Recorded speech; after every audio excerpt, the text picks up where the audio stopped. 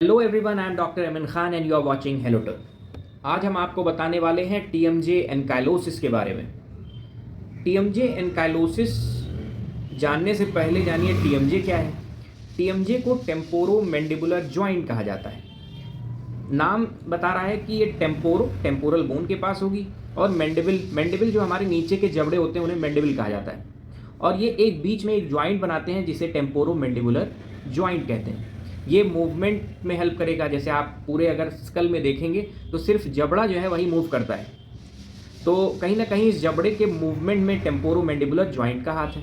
अब सपोज कीजिए कुछ ऐसी कंडीशन हो गई जिसकी वजह से जबड़ा का मूवमेंट बंद हो गया। और ये बंद होगा कैसे? एनकाइलोसिस हो गई, जिसको हम बोलते हैं एनकाइलोसिस। एनकाइलोसिस में सिंपली है क्या कि जो जॉइंट है ना, अगर इसमें कोई इन्फेक्शन हो गया या किसी तरह का ट्रॉमा हो गया और ये जॉइंट ना रहकर यहाँ पर बोनी हार्ड डिपोजिशन हो गया किसी चीज़ का, तो जानिए कि क्या होगा। अगर ये जॉइंट है तो सबको ये मूव कर रहा है, लेकिन अगर यहाँ पर बोनी हार्ड कोई स्ट्रक्चर बन गया तो क्या होगा कि वो सिंपली मूवमेंट उसमें ख़त्म हो जाएगा। तो टीएमजे एनकाइलोसिस में यही होता है, मूवमेंट जो है आपके मैंडिबल का बिल्कुल रुक जाएगा। अच्छा, ये दिक्कत आती क्यों है? देखिए, टीएमजे एनकाइलोसिस में मेनली जो दिक्कत आती है ट्रॉमा की वजह से आती है। कई बार लोगों को ट्रॉमा ऐसा हो जाता है, चोट लगती है, मान लिया साइकिल चला रहे हैं और गिर गए, तो कहीं ना कहीं एक इम्पैक्ट पड़ता है। कई बार यहाँ पर एक इम्पैक्ट पड़ गया या कई बार यहाँ पर इम्पैक्ट पड़ गया डायरेक्ट। तो ज़्यादातर केसेस में लोगों को लगता है कि यहाँ पर अगर कहीं इम्पैक्ट पड़ा है, सामने की ओर गिरे हैं, तो दिखाने की क्या ही ज़रूरत। लेकिन टाइम के साथ, मान लिया साल भर, 2 साल, 3 साल में ये आपको आगे चल के दिखेगा। सपोज कीजिए कि आप साइकिल लेके जा रहे थे या कैसे भी आपका एक ट्रॉमा लगा, यहाँ पर एक ट्रॉमा लगा, जिसकी वजह से क्या होगा, इसका इम्पैक्ट जो जाता है ना वो टीएमजे पर जाता है। तो जब टीएमजे पर एक इम्पैक्ट जाता है जिसकी वजह से क्या होगा कि अंदर के साइड में एक ट्रॉमा लगेगा। जैसे दो, अगर यहाँ पे सपोज कीजिए मैंडिबल का जॉइंट है और ये ग्लिनॉइड फोसा है, तो क्या होगा, एक ट्रॉमा लगेगा जिसकी वजह से यहाँ पर हो सकता है कि ये जो मैंडिबल की जो कॉन्डाइल्स हैं, हो सकता है ये फ्रैक्चर हो जाएं, या कई बार होता है कि फ्रैक्चर ना होके सिर्फ जर कितना तेज होता है कि वहाँ पर ब्लीडिंग शुरू हो जाती है। और ब्लीडिंग होके क्या होता है वहाँ पर, इसे हीमार्थोसिस कहते हैं। तो जनरली ये करता क्या है, ये धीरे धीरे कनेक्टिव टिश्यू का फॉर्मेशन कर लेता है। और कनेक्टिव टिश्यू का फॉर्मेशन होने के बाद धीरे धीरे क्या होता है, पूरी फाइब्रोसिस हो जाती है और जो जॉइंट अभी तक मूव कर रहा था वो क्या होगा, वहीं पर रुक जाएगा मूवमेंट। तो ज़्यादातर केसेस जो आते हैं टीएमजे एनकाइलोसिस के, वो ट्रॉमा की वजह से आते हैं और लोगों को समझ नहीं आता, क्योंकि इसका रिजल्ट एक बैग नहीं आता। 6 महीने में आएगा, हो सकता है साल भर हो जाए, हो सकता है 3 साल हो जाए। तो टीएमजे एनकाइलोसिस का जो मेन वजह है वो तो एक ट्रॉमा हो गई। दूसरी वजह ये है इसकी, हो सकता है इन्फेक्शन हो। कई बार होता है कि ओटाइटिस मीडिया जो मिडिल ईयर है, अगर उसमें बहुत दिन तक इन्फेक्शन चल रहा है आपका, कई बार उसकी वजह से टीएमजे एनकाइलोसिस का खतरा होता है। कुछ और भी कंडीशन है, जैसे आपको अगर रोमेटॉइड अर्थराइटिस है या कई बार स्पॉन्डिलाइटिस अगर आपको है, हड्डी जो है बैकबोन की, अगर आपको उसमें स्पॉन्डिलाइटिस है या कुछ भी ऐसी दिक्कत है, तो आगे चलकर टीएमजे में भी दिक्कत आ सकती है। टीएमजे एनकाइलोसिस उस केस में भी हो सकती है। कई और भी कंडीशन है, सपोज कीजिए आपके पेरोटिड ग्लैंड यहाँ पर होती है, अगर इसमें भी कोई इन्फ्लेमेशन है, पेरोटाइटिस उसे कहा जाता है, तो उसकी वजह से भी कई बार टीएमजे इन्फेक्शन, टीएमजे एनकाइलोसिस हो जाती है। देखिए, कुछ चीज़ें और भी हैं, सब बहुत लोग आजकल ख्याल नहीं करते। लोगों का आजकल यूरिक एसिड बहुत ज़्यादा बढ़ा होता है। कई बार यूरिक एसिड बढ़ने की वजह से क्या होता है कि देखिए, यूरिक एसिड है क्या, सपोज कीजिए कि आप प्रोटीन का इंटेक बहुत ज़्यादा कर रहे हैं, तो प्रोटीन का इंटेक होने की वजह से, बहुत ज़्यादा होने की वजह से क्या होता है, इसका एक एंड प्रोडक्ट बनता है। जब प्रोटीन ब्रेकडाउन होती है तो इसका एक एंड प्रोडक्ट बनता है जिसे यूरिक एसिड कहा जाता है। यूरिक एसिड का दिक्कत ये आती है कि ये आपके गांठ, जितनी भी गांठें हैं, सपोज वो कहीं की भी हैं, आपके अगर घुटने हैं या आपकी कहीं की भी जो भी जॉइंट्स हैं, ये क्या करता है, उन जॉइंट्स के बीच में जाकर डिपॉजिट होने लगता है। और यूरिक एसिड क्रिस्टल ऐसा होता है कि ये एक तरह का, जानिए कि एब्रेजिव है, जिसको एक लेमैन टर्म में जान लीजिए कि क्या चीज़ें हो रही होती हैं। तो एक तरह का जानिए कि ये एब्रेजिव है, मतलब ये रगड़ लगा रहा होगा।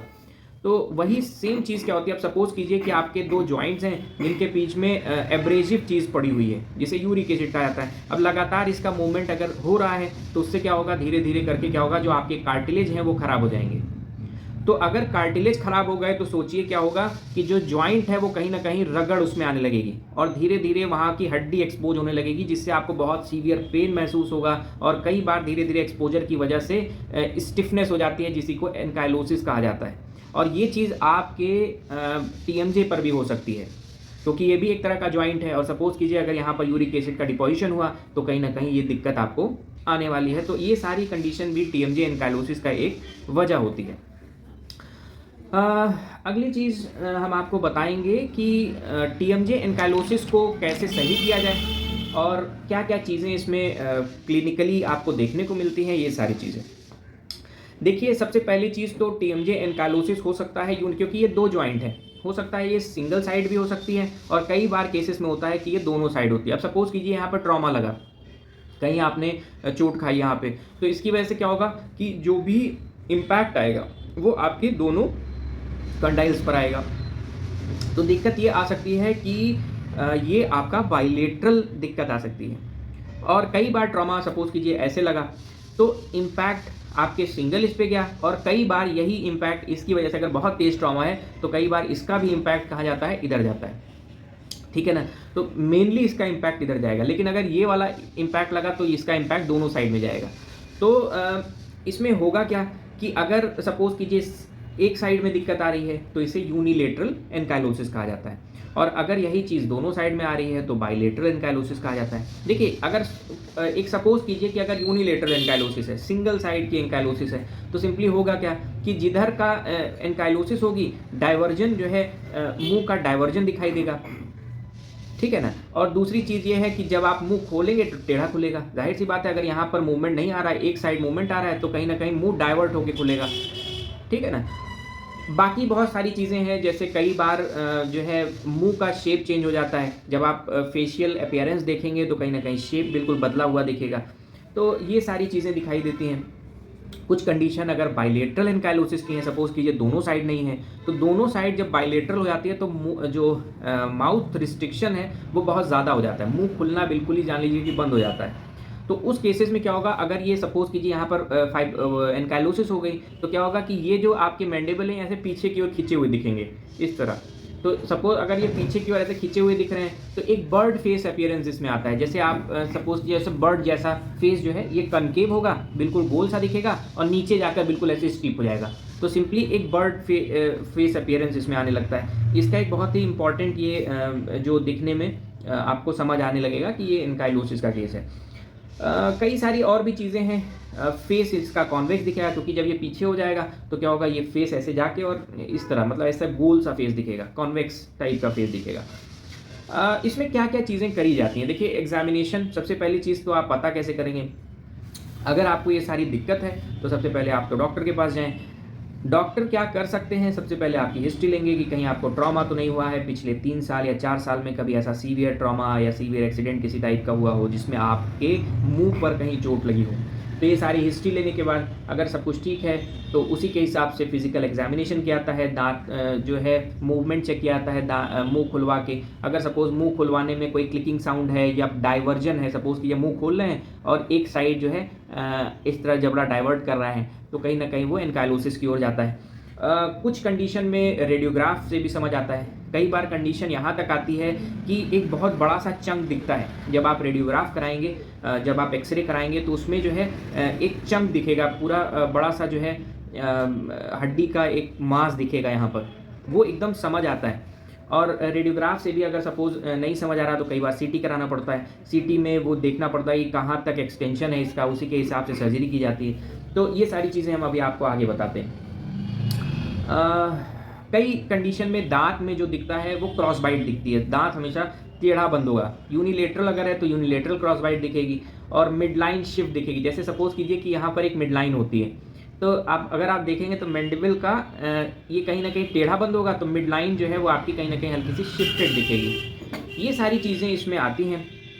इससे कहीं ना कहीं एक अंदाज़ा मिल जाता है कि ये टीएमजे एनकाइलोसिस है। लेकिन अब कितनी है ये डिपेंड करता है आपका माउथ ओपनिंग पर, कि माउथ ओपनिंग कितनी हो रही है। अगर बहुत ज़्यादा कम है तो उस केसेस में और कोई चारा नहीं बचता, सिर्फ सर्जरी उसका एक ऑप्शन बचता है। इसमें प्रॉब्लम एसोसिएट क्या क्या करती है, इसके साथ क्या क्या दिक्कत है। अब जाहिर सी बात है, मुंह नहीं खुल रहा तो स्पीच प्रॉब्लम आएगी, आपको खाने में दिक्कत आएगी, मैस्टिकेटरी प्रॉब्लम्स आएंगी। अच्छा, इसमें काम जैसे सपोज़ कीजिए आपको अगर दिखाना है तो कहाँ दिखा सकते हैं। सबसे पहले तो इसको देखने के लिए डेंटल सर्जन, आपके जो है क्वालिफाइड जो डेंटल सर्जन्स हैं वो इस चीज़ को देखेंगे। इसमें एक टीम अप्रोच होती है, अगर सर्जरी में भी जाता है ये केस तो एक टीम अप्रोच है इसमें। मैक्सिलोफेशियल सर्जन्स इसमें इसकी भूमिका मैक्सिलोफेशियल सर्जन की होती है। साथ में एनास्थेटिस्ट जो होंगे, एनेस्थीसिया जो लगाएंगे वो रहते हैं। और उनके साथ में कई बार स्पीच थेरेपिस्ट होते हैं, फिजियोथेरेपिस्ट होते हैं, और कई बार ऑर्थोडोंटिस्ट का भी इसमें हेल्प ली जाती है। तो ये तो एक टीम है इनकी, जिसमें अगर सपोज़ कीजिए सर्जरी होती है तो ये सारी चीज़ें इन सारे लोगों का रहना ज़रूरी है। देखिए, अब आते हैं कि टीएमजे एनकाइलोसिस के ट्रीटमेंट कैसे किया जाता है। देखिए, अगर टीएमजे एनकाइलोसिस किसी को हो गई तो उसका कुछ ख़ास मेडिकेशन का कोई ख़ास रोल नहीं बचता। उसमें सिर्फ सर्जरी एक ऑप्शन है, और सर्जरी के साथ साथ फिजियोथेरेपी एक ऑप्शन है। तो कहीं ना कहीं 6 महीना साल भर की फिजियोथेरेपी और साथ में फॉलोअप, ये सारी चीज़ें करनी पड़ सकती हैं। इसमें 3-4 तरीके हैं। पहली चीज़ तो है कोरोनॉइडेक्टमी, ठीक है। इसमें एक कोरोनॉइड प्रोसेस होता है जिसको हटा दिया जाता है, थोड़ा सा रिड्यूस कर दिया जाता है, और उसकी वजह से मुंह खुलना थोड़ा सा बेहतर हो जाता है। और अगर कोरोनॉइडेक्टमी काम नहीं कर रही है तो फिर कंडाइल्स को हटाया जाता है। उस केस में कई सारे इसके प्रोसीजर हैं। हाई कंडाइलेक्टमी इसे कहा जाता है कई केसेस में। जैसे अगर फाइब्रस एनकाइलोसिस है तो उस केस में हाई कंडाइलेक्टमी, यहाँ पर कंडाइल्स होते हैं जिनको थोड़ा सा काट दिया जाता है, जिसकी वजह से क्या होगा, एक जगह बन जाती है और मूवमेंट शुरू हो जाता है। जाहिर सी बात है, अगर कोई चीज़ स्टिफ है, एनकाइलोस हो गई है, तो क्या करते हैं, कंडाइल्स को काट देंगे, जगह बन जाएगी, जिसकी वजह से मूवमेंट फिर से शुरू हो जाएगा, अगर यूनिलेटरल है तो। कई केसेस में कंडाइल्स जो किए जाते हैं, इसमें एक गैप ऑर्थोप्लास्टी होती है। गैप ऑर्थोप्लास्टी में सिंपली होता क्या है कि 1.5 से 2 mm, लगभग 1.5 से 2 mm की जो हड्डी होती है इसको काट कर हटा दिया जाता है, और हटाने के बाद जो जगह होती है इसको खाली छोड़ दिया जाता है। इस पर किसी भी तरह का कोई इंटरपोजिशनल मटेरियल का यूज़ नहीं किया जाता। तो कहीं ना कहीं जब जगह छूटी रहती है, इसी को गैप ऑर्थोप्लास्टी कहा जाता है। गैप ऑर्थोप्लास्टी एक सक्सेसफुल तरीका है टीएमजे एनकाइलोसिस को मेंटेन करने का। और अगर, लेकिन दिक्कत बस इसमें यह आती है, कई बार री एनकाइलोसिस होने का खतरा होता है, क्योंकि बीच में कुछ जगह ऐसी भरी नहीं होती और बोन कहीं ना कहीं धीरे धीरे करके फिर से बनने लगती है। तो कई बार कंडीशन ये आती है कि पेशेंट आगे चलकर कुछ दिन बाद फिर से एनकाइलोसिस होने का खतरा इसमें हो जाता है। तो इसी को देखते हुए एक और चीज़ निकाली गई जिसका नाम था इंटरपोजिशनल ऑर्थोप्लास्टी। तो इस कंडीशन में क्या था कि एक ग्राफ डाल दिया जाता है, बीच में जो है एक ग्राफ बोलिए या एक टाइप का बैरियर समझ लीजिए, एक टाइप का बैरियर बीच में डाल दिया जाता है। तो सपोज़ कीजिए कि 1.5 से 2 mm का रिडक्शन किया, गैप करने के बाद उसमें कोई एक जो है ग्राफ्ट डाल दिया गया, जिसकी वजह से ग्राफ्ट से क्या होगा कि बोन वहीं तक ग्रो नहीं करेगी, बोन ग्राफ्ट पे तो ग्रो नहीं करेगी। तो जाहिर सी बात है, जब बीच में एक गैप डाल के किसी चीज़ का ग्राफ्टिंग कर दी गई तो दिक्कत नहीं आती, फिर आगे ये चीज़ फिर से नहीं होती है। तो कहीं ना कहीं इंटरपोजिशनल ऑर्थोप्लास्टी थोड़ी सी इस चीज़ में है कि इसमें फिर से रिकरेंसी नहीं होती टीएमजे एनकाइलोसिस की। और भी कई सारी चीज़ें हैं इस केस में। अच्छा, जब आप ये सारी चीज़ हो जाती है तो होने के बाद जो है इसमें फिजियोथेरेपिस्ट का बहुत बड़ा रोल होता है। 6 से 8 महीने तक इसमें फिजियोथेरेपी करनी पड़ती है। फिजियोथेरेपी के साथ साथ जो है कई बार क्योंकि मुंह खोलना होता है इसमें, और कई बार ज़बरदस्ती खोलना होता है, तो इसमें कई सारे जो है मुंह खोलने वाले डिवाइस आते हैं, तो उन सारी चीज़ों का यूज़ करके मुंह को खोला जाता है। तो थोड़ा सा पेनफुल प्रोसीजर है इसके बाद का, लेकिन 6 महीना 8 महीना फिजियोथेरेपी और फॉलोअप करने के बाद चीज़ें कहीं ना कहीं सॉर्ट आउट हो जाती हैं, ठीक हो जाती हैं। तो कहीं ना कहीं बड़ा ही कॉम्प्लिकेटेड प्रोसीजर है ये सारा। तो आपको ख्याल क्या करना है इसमें, मेन ख्याल करने वाली बात ये है कि अगर आपको चोट लगती है और ऐसा इम्पैक्ट होता है, आपको लग रहा है कि हाँ यार कहीं कटा वटा नहीं है, लेकिन थोड़ा सा आपको दिक्कत तो हुई है क्योंकि इम्पैक्ट पड़ा है यहाँ पर या यहाँ पर कहीं भी इम्पैक्ट जहाँ भी पड़ा है। तो अगर आपको ऐसा लग रहा है कि यार ये दिक्कत मेरे को लग रही है, हल्का फुल्का भी दर्द शुरू में हो रहा है, तो डॉक्टर को ज़रूर दिखाइए, क्योंकि अगर इनिशियल स्टेज में ही ये देख ली जाती है तो कहीं ना कहीं TMJ एनकाइलोसिस से आप बच सकते हो। नहीं तो आगे चलकर सर्जरी जो है, इसका एक ही यही ऑप्शन है, सर्जरी, और कोई इसका ऑप्शन बचता नहीं है, जो कि बहुत ही दिक्कत भरा होता है और काफ़ी कॉम्प्लिकेटेड भी होता है, क्योंकि कई सारे जितनी भी फेशियल नर्व्स हैं जो कि यहीं से ही सब कुछ जारी होती हैं, तो ये बहुत ही अलग तरीके का इसमें जो है सर्जरी की जाती है। पूरा इस तरह से क्वेश्चन मार्क के जैसा यहाँ पर कट लगाया जाता है, तो ये बहुत ही कॉम्प्लिकेटेड प्रोसीजर है। तो कोशिश कीजिए कि चीज़ें शुरू में ही आप रिजॉल्व करने की कोशिश करें। जैसे आपको अगर चोट लग रही है तो डॉक्टर को तुरंत दिखाइए, या कोई भी ऐसी कंडीशन है जिसमें आपको लग रहा है कि इम्पैक्ट पड़ेगा हमारे, हो सकता है आगे चलकर दिक्कत है, या कोई कान में इन्फेक्शन है जो कि बहुत लॉन्ग टर्म से चला रहा है, तो ये सारी चीज़ें ज़रूर दिखाइए। स्पॉन्डिलाइटिस अगर आपको है तो इसका नियमित ट्रीटमेंट ज़रूर कराइए, नहीं तो ये आगे चलकर आपको TMJ की दिक्कत कर सकती है। अगर आपको क्लिकिंग साउंड आ रहा है, सपोज़ कीजिए आप यॉन कर रहे हैं और बहुत तेज़ खट खट की आवाज़ आ रही है, मुंह खोल रहे हैं, खट खट की आवाज़ आ रही है, ये सारी चीज़ें अपने डॉक्टर को ज़रूर दिखाइए, क्योंकि ये चीज़ें आगे चलकर आपको दिक्कत करने वाली हैं। उम्मीद करता हूँ आपको ये वीडियो पसंद आई होगी। अगर आपको ये वीडियो पसंद आई है तो लाइक कीजिएगा, शेयर कीजिएगा और इस चैनल को सब्सक्राइब करना ना भूलिएगा। आपका सब्सक्रिप्शन और आपका लाइक कहीं ना कहीं हम लोगों में एक बहुत ही पॉजिटिव एनर्जी लाता है, और इसी तरह मैं आपको इंटरेस्टिंग वीडियोज़ और सारी लाता रहूँगा। उम्मीद करता हूँ ये वीडियो आपको पसंद आई होगी। मैं हूं doctor M N Khan, city dental care, Balaganj, Lucknow से। अगर आपको किसी चीज़ पर और भी जानकारी चाहिए तो कमेंट बॉक्स में लिख के जरूर बताइएगा। Thank you so much for watching.